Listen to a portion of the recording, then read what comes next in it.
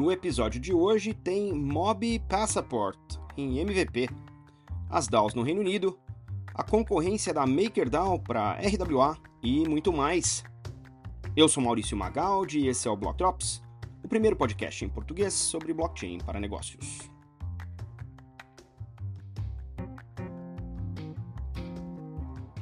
As notícias que você ouve aqui não têm qualquer vínculo com o meu trabalho atual, não configuram nenhuma forma de patrocínio, propaganda ou incentivo para o consumo e têm o foco exclusivamente educacional para o mercado.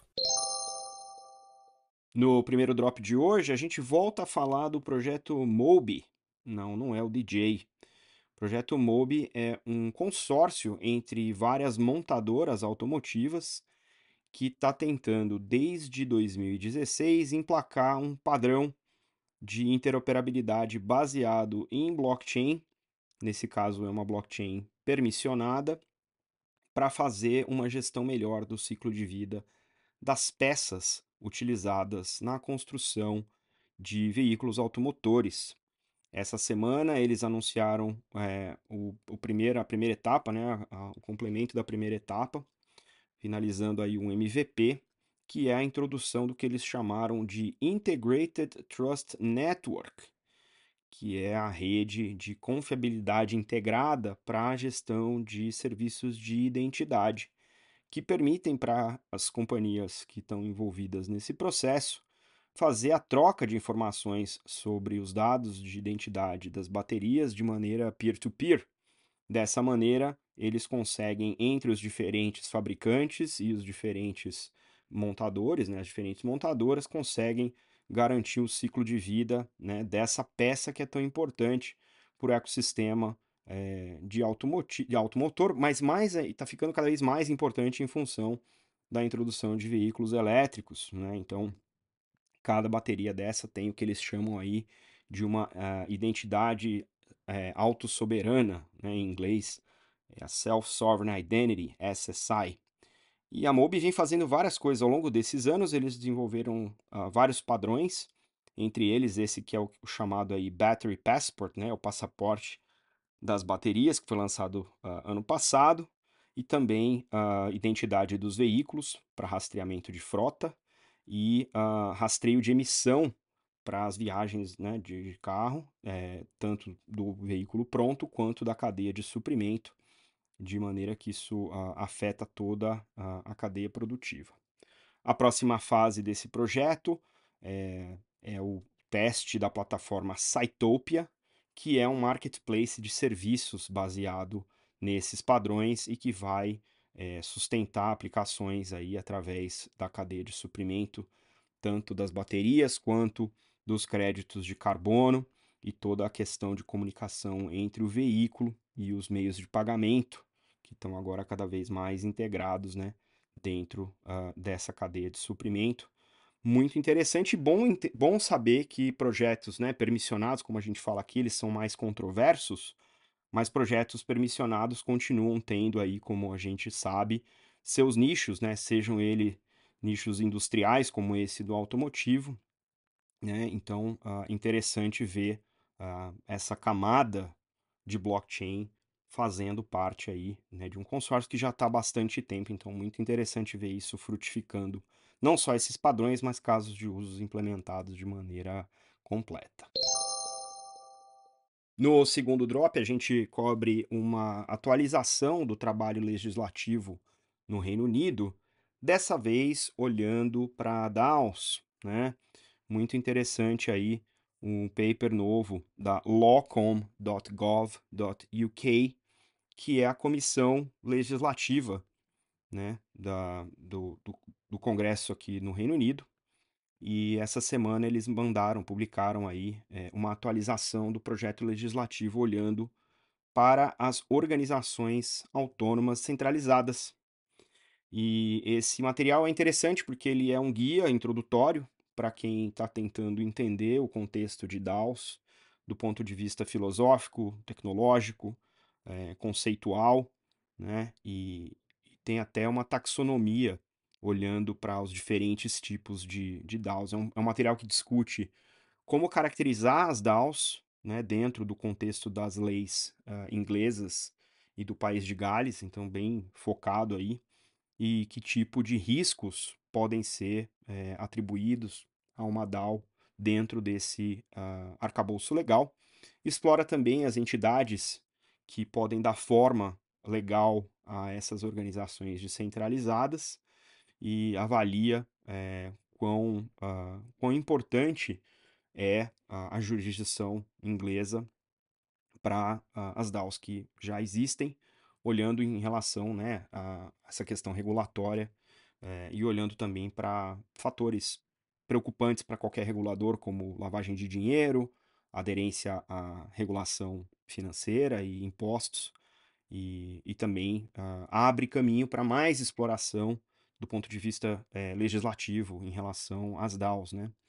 De qualquer maneira, não é um documento definitivo, né? Esse, de fato, é uma avaliação do encaixe conceitual das DAOs em relação às legislações já existentes, né? Inclusive à luz do que eles chamam aqui do Companies Act de 2006, que tem um último framework, né? Obviamente olhando aí o ângulo tecnológico de governança, que é bem diferente daquilo que existia, né, estava disponível em 2006.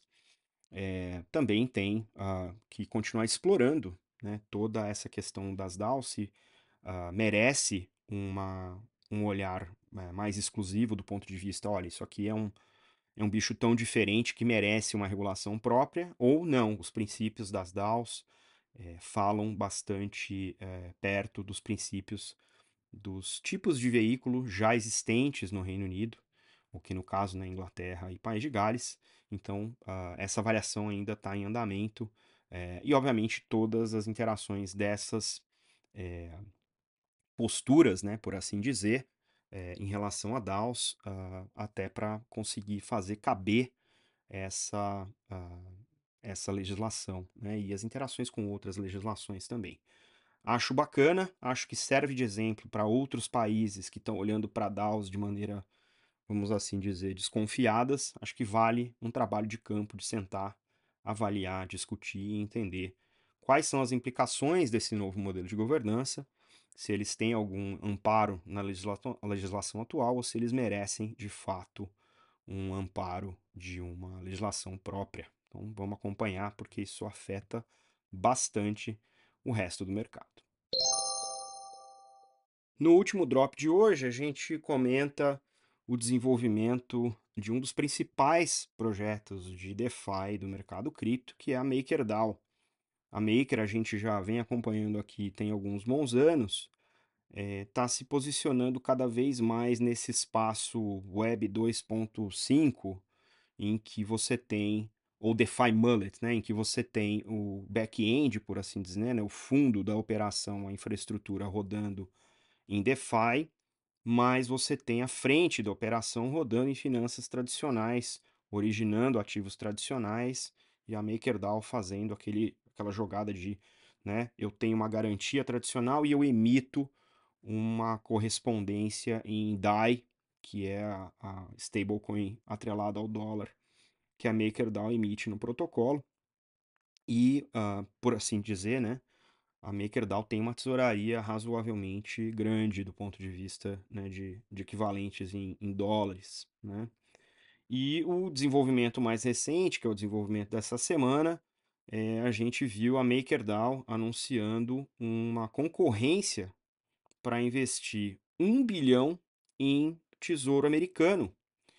E o que é interessante é que os concorrentes que estão entrando para fazer parte dessa concorrência são todas emissoras tokenizadas. Então, a BlackRock, que tem utilizado a plataforma da Securitize, a Ondo Finance, que tem a sua própria plataforma, né, e trabalha com vários emissores, e a Superstate, que é um outro protocolo, né, de emissão de RWA, por assim dizer.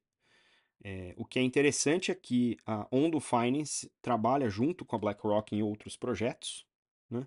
E agora estão aqui concorrendo para capturar uma fatia, e talvez, porque não o todo, dessa frente de $1 bilhão em emissões correspondentes em RWA.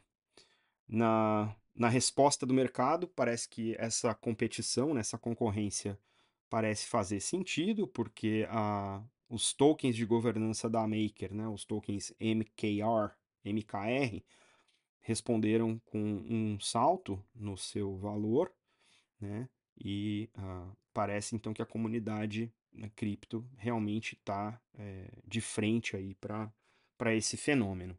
Vale observar que a MakerDAO não tem só isso, né, acontecendo em paralelo, tem outras coisas acontecendo em paralelo, inclusive a mudança da sua estrutura de protocolo que a gente reportou aqui não tem muito tempo. Então, interessante. Isso tudo, né, todo esse dinheiro aí, $1 bilhão que a MakerDAO vem a fazer para esse ecossistema, tem o potencial de dar um empurrão, né, para esse mercado de RWA, que $1 bilhão ainda é um volume grande comparado com o total do mercado, né?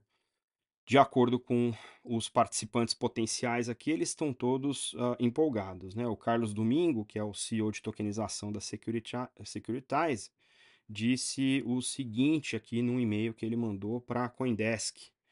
Eu abro aspas. A gente acredita que esse é um movimento muito grande, muito interessante da MakerDAO. Estamos empolgados em participar junto com a BlackRock, olhando como um principal emissor de tesouraria tokenizada. Fecha aspas. O Robert Leshner, que é o fundador da Superstate, disse também para a CoinDesk o seguinte, abro aspas, a USTB da Superstate é o parceiro ideal para a MakerDAO. Estamos empolgados com a MakerDAO criando um processo aberto onde a gente pode apresentar USTB para a comunidade. Fecha aspas. E o Nathan Alman, fundador da Ondo Finance, disse também para a CoinDesk o seguinte, abro aspas, é um encaixe natural na nossa missão de trazer investimentos em produtos financeiros e serviços para todos em institutional grade, né, em grau de investimento. Então, estamos aí ansiosos para participar, fecha aspas. Não posso deixar de notar que isso tem cara, cheiro de CDSs, né, dos famosos 2008, a crise financeira. Toda vez que tem tokenização de tokens, né, token sobre token, o famoso Money Lego, a gente lembra que é importante fazer a sua própria pesquisa, mas é mais importante ainda entender como é que é gerenciar riscos desses ativos que são ida e volta, né, várias vezes, famoso DeFi 2.0. Então, vamos observar, risco ainda é uma disciplina importante no mundo financeiro, importante para toda essa galera estar antenada e para quem vai entrar nisso também.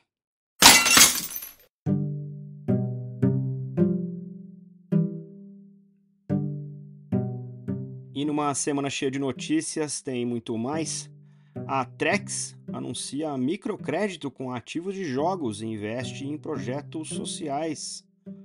Um novo relatório do JP Morgan, chamado Web3, A New Era for Social Commerce, mira no uso de cripto para pagamentos no comércio.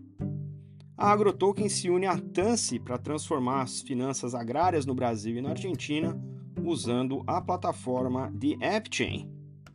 A USDA, a stablecoin que ia ser lançada na Cardano, vai ser lançada finalmente, agora sob a tutela da Encryptus.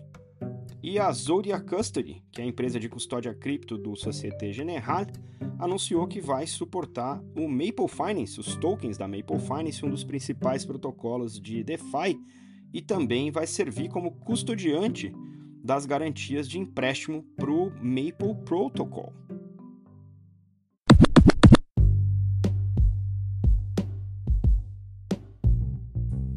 Você pode ouvir o Block Drops Podcast nas plataformas Anchor FM, Spotify, Google Podcast, Apple Podcasts, Numis e iColab.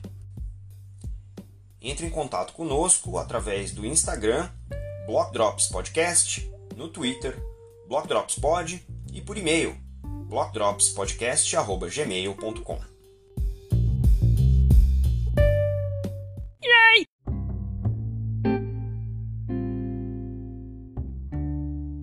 E os salves de hoje para quem compartilhou os links que você encontra na descrição do episódio vão para Aline Fernandes, Jorge Cassis, Thiago Rudiger, Victoria Thompson e Kate Tolley. Não se esqueça de deixar aí as estrelinhas no seu tocador favorito. A gente fica por aqui. Stay rare, stay weird. LFG.